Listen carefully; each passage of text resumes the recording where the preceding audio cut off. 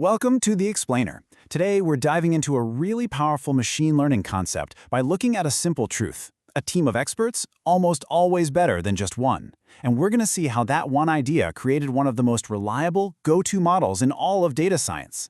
Okay, so let's start with our solo consultant, a single decision tree. Now, don't get me wrong, it's smart, it's pretty easy to understand, and it can map out a really clear path to a decision. But just like any lone expert, it's got blind spots. It's super sensitive to the specific data it's trained on, which means its advice can be, well, a little shaky. And that shakiness, that's the core problem we need to solve. See, the big issue with relying on just one tree is something we call high variance. What does that mean? It means even tiny, almost insignificant changes in your data can cause it to create a completely different strategy, a whole new model. And that is a really risky way to make important predictions.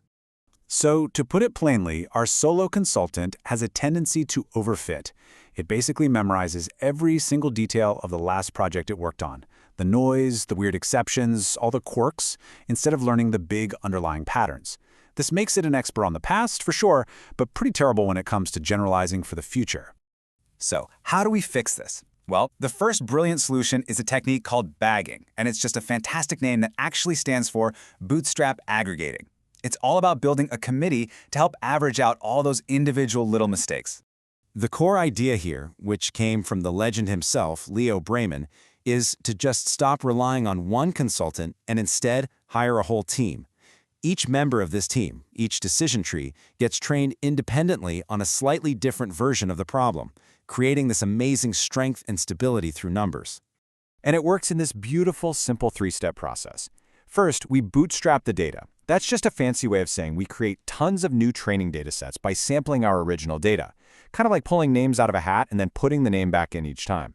Second, we train a completely unique decision tree on each of those new data sets. And finally, we just pull them all together and aggregate their decisions, either by taking a majority vote if we're classifying something, or by averaging their predictions if we're dealing with numbers. Now here's where it gets really cool. Because we're sampling with replacement, each tree sees a slightly different version of reality. And the math works out so that on average, any single bootstrap sample will contain about 63.2% of the original data points. This means about a third of the data gets left out each time, which, as you'll see in a minute, is incredibly useful. This variety is the absolute key to building a tough, robust model. But bagging isn't quite perfect. It has this one hidden flaw. Imagine there's one super obvious, really powerful piece of information in your data. Well, if every single one of your consultants gets biased by that same dominant fact, you don't actually have a diverse team. You just have an echo chamber. All your trees start to look the same, and guess what? They all start making the exact same mistakes. And that brings us to the upgrade. This is where things get even more powerful. Let's talk about the random forest. This model takes the great idea of bagging and adds one more, crucial little twist of randomization to solve that correlation problem and guarantees some real diversity of thought. So what's the big, elegant difference here? Well, both methods bootstrap the data. That part's the same. But a random forest adds this clever twist. Whenever a tree in the forest needs to make a decision, at every single split point, it's not allowed to see all the information. Nope. It's forced to choose from just a small, random handful of features. And this is just a brilliant way to prevent that groupthink we were talking about.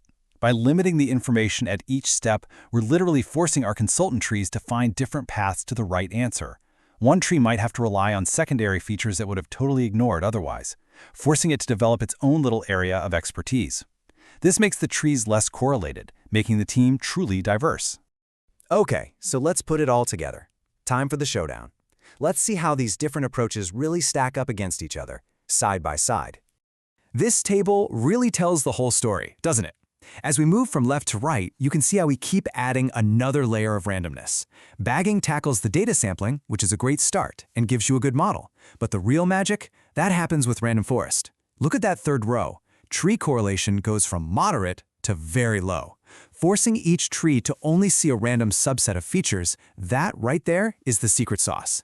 It's what makes the final model so incredibly robust and powerful. So why does all this matter to you in the real world? Well, it's not just about raw accuracy. Random forests come packed with some incredibly useful extra benefits that make them an absolute favorite for data scientists everywhere. So besides being super accurate, Random Forest has a few other killer features. First, remember that 1/3 of the data that gets left out of each sample? The model cleverly uses this out-of-bag data to test itself while it trains, giving you a reliable accuracy score for free.